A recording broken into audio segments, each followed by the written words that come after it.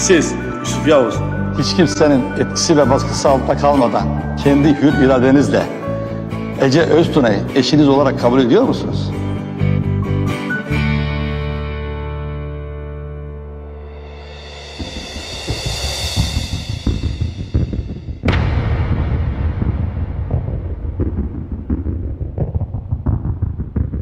Evet.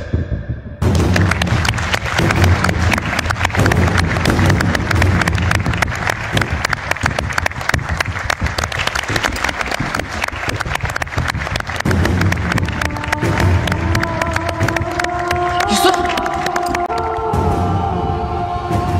Yusuf! Yusuf! Yusuf!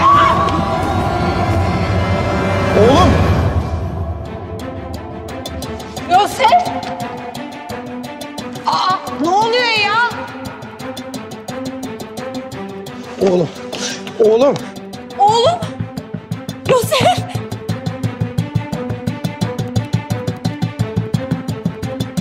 Oğlum. Hadi oğlum aç gözlerini. Hadi bak. Neşat. Neşat ambulans çağır çabuk.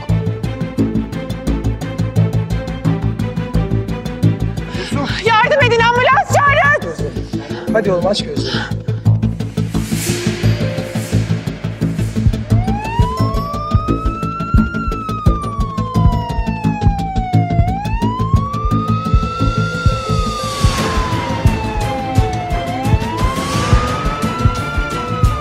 Hadi oğlum aç gözlerini.